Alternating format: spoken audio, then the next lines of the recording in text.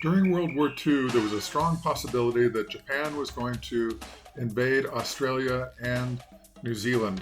The Australians prevented the Japanese from reaching Port Moresby, but the towns of Darwin and Broome were attacked by air a number of times, and Sydney Harbour was attacked by two midget submarines. The Americans stopped them at the Battle of Coral Sea and then inflicted huge losses on the Japanese at Midway. This was followed by the atomic bomb. After World War II, many countries wanted to develop their own atomic bomb, including the French. Hello, and welcome to the Sailing My Magic channel. My name is Duke, and I am solo sailing Magic, my 2015 Lagoon catamaran, around the world. And in this episode, we're going to cover spies, sabotage, and nuclear weapons, and how they affected New Zealand. The Rainbow Warrior served for 22 years in the UK as the Sir William Hardy. In 1977, it was bought by Greenpeace and became the Rainbow Warrior. In 1985, the crew was joined by photographer Fernando Pereira from Portugal. Fernando wanted to do an expose on how the French did a nuclear test bomb 1,000 times bigger than Hiroshima near the Marshall Islands without evacuating the people first. This resulted in a large number of very unusual cancers among the islanders. Please click on like and subscribe if you haven't already. It's totally free and it really does help. At around midnight in July 1985, the Rainbow Warrior is tied up at the dock. Most of the crew is asleep, but little does anyone know that the French slipped a spy in among the crew named Christine. The first explosion is near the propeller and causes the boat to sink slowly. This allows everyone to get out safely. However, Fernando, the photographer, decides that he can run to the engine room and get his photography equipment. A second explosion occurs in the engine room, killing Fernando. His is the only death from the bombing. After that, it didn't take long for her to sink to the bottom of the harbor. Christine disappears into the night and is never caught. However, the two scuba divers who planted the bombs, believe it or not, went back to the airport with their rental van to turn it in. People saw them getting into the van after the bombing and reported it, and they were caught. At first, the French government denied everything, but later on they had to admit it, and the two men were tried and found guilty. One was sentenced to 10 years, one was sentenced to 7 years. However, the French government placed them on a tropical French island as their punishment, and instead of serving their full time, they were released in 2 years. One thing I really like about scuba diving is it allows you to go deeper and interact with animals that you would not ordinarily even see, much less say get to interact with. So when the Rainbow Warrior, it was floated but really couldn't really be repaired, Greenpeace decided to sink it and make it an artificial reef out by the Cavalis Islands. You won't necessarily get to see all of these animals each time. The humpback whales only come in for their calving season, but each dive is an adventure. So now that the Rainbow Warrior has been sunk in order to form an artificial reef, you can take a dive boat out and dive the boat. It's about 86 feet deep, or about 26 meters, and you still get some sunlight and visibility at that depth, so it can be really fun diving.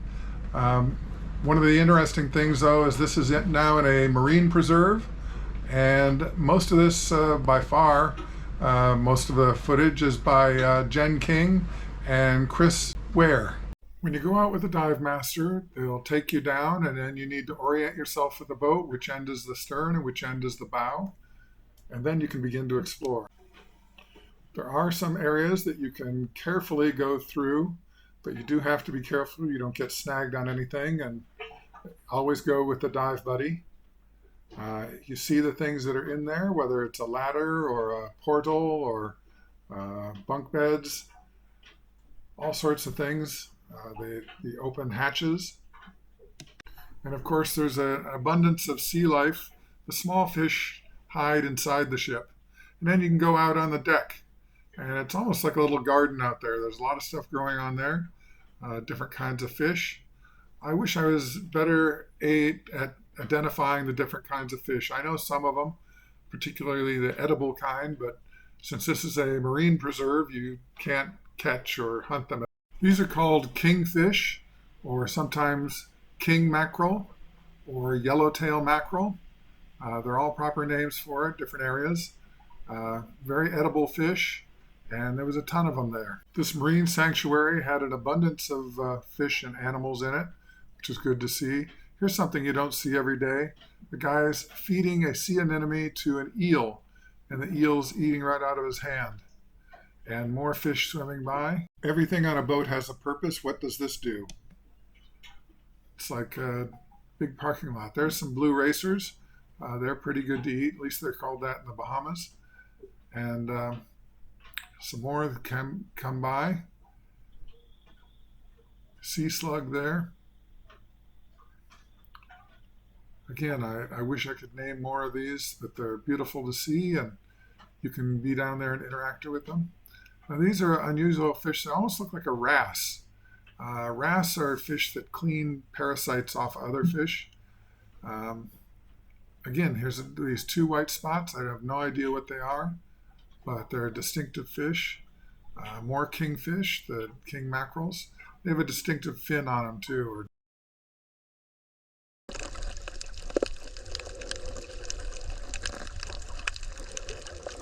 That looks like a nurse shark that's cruising by.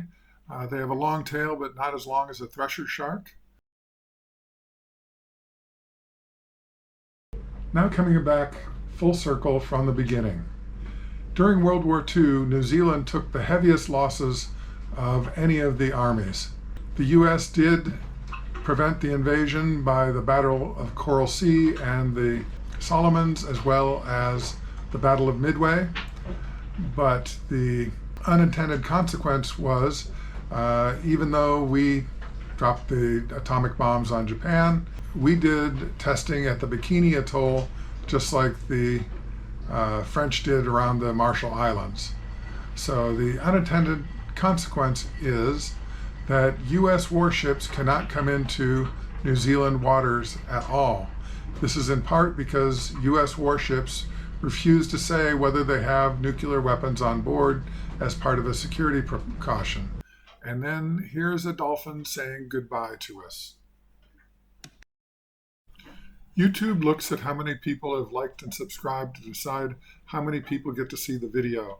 So please click on like and subscribe if you haven't already. And now it's time for you to go and have your sundowner. Have a great time.